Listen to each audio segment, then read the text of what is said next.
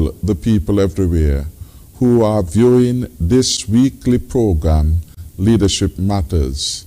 Leadership Matters is part of the government accountability response, allowing our citizens to engage the leadership of the country on a variety of issues of national interest. Tonight, we focus on a big issue, this time of global concern, our stewardship of the environment.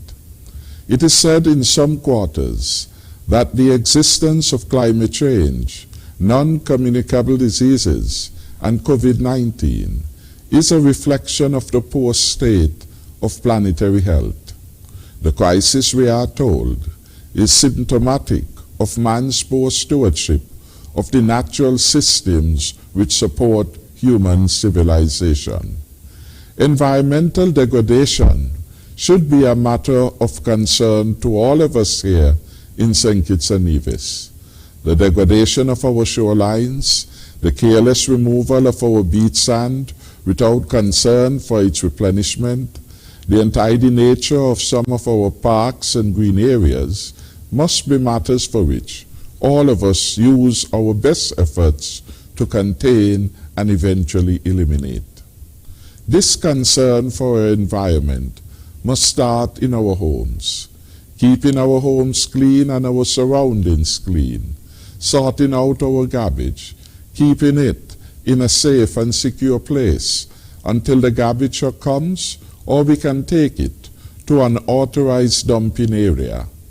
These are some of the ways we can show respect for our environment.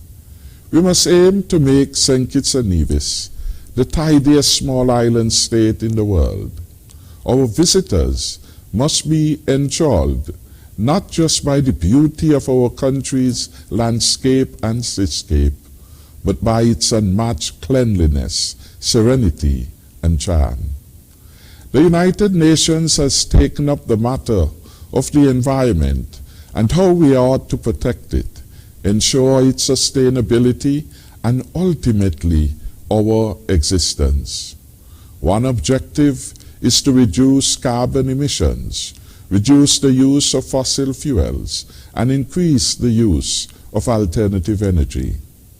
There is the concern over the prevalence of single-use plastics, which contributes to pollution of our beaches and habitat, and undermine the sustainability of our fisheries resources.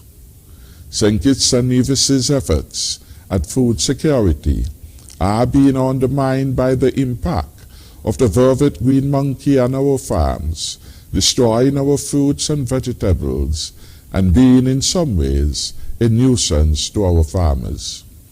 One solution to the monkey problem that has been advanced is the need to create safe havens for monkeys in the upper lands above our farms, where adequate quantities of food, fruits, and vegetables are planted, thereby mitigating the need for monkeys to come to the lowlands and in our backyards to secure food. An alternative view put forward is that of a global public health good, would be to make a larger proportion of our monkeys being used in experiments to advance areas of significant health concerns.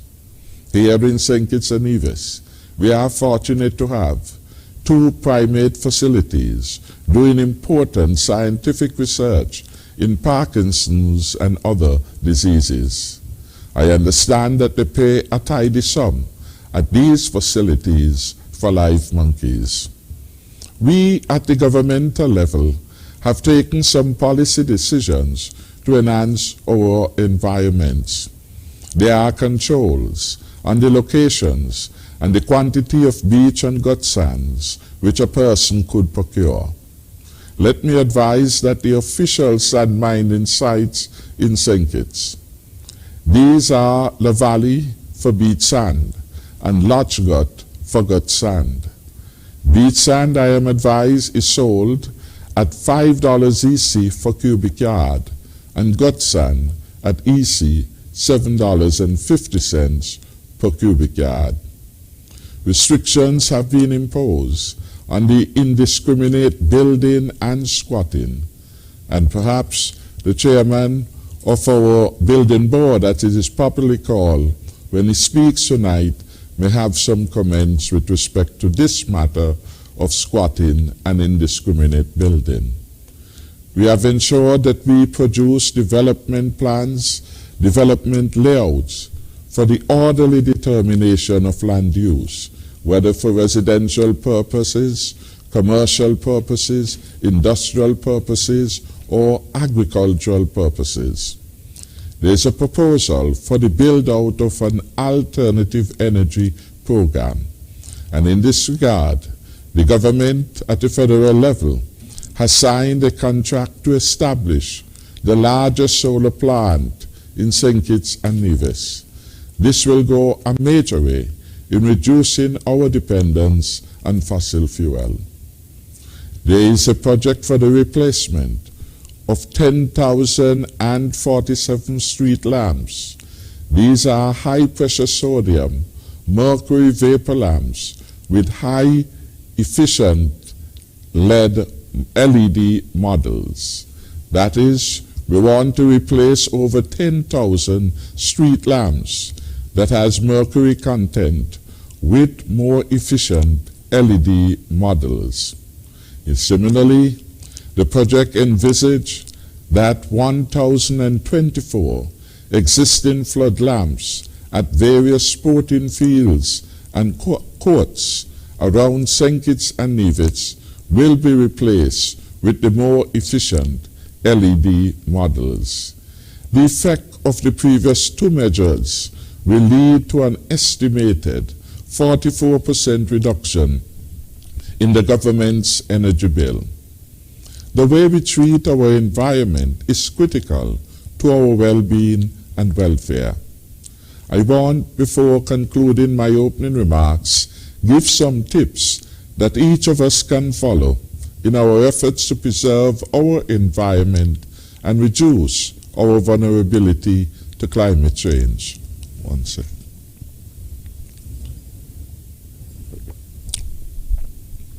We continue to push the buy local, and in this regard, we encourage consumers to buy fresh food rather than processed food, since carbon-based energy might be used to produce the processed food.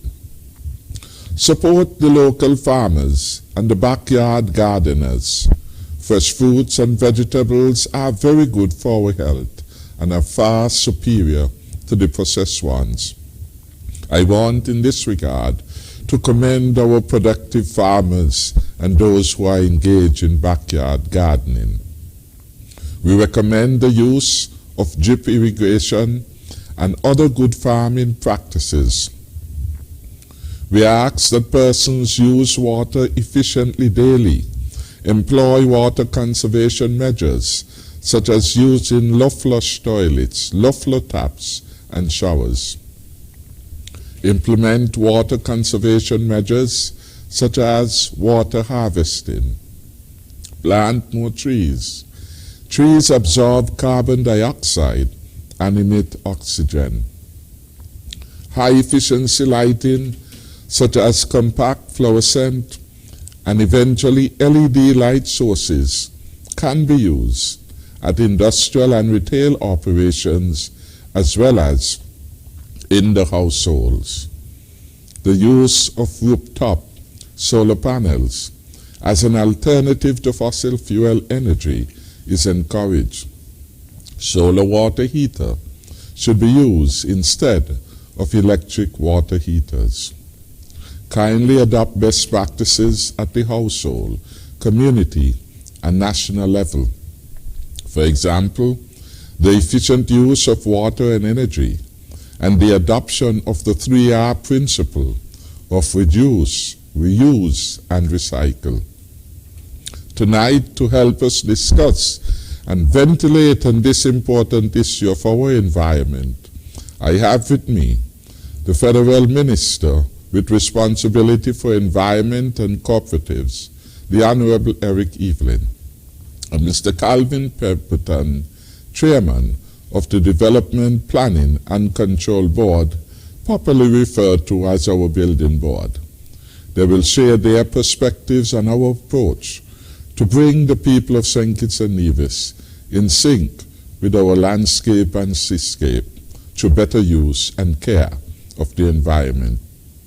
I welcome them both, and I want to thank them for joining me tonight, and especially to thank you, the viewers, for tuning in. Thank you very much.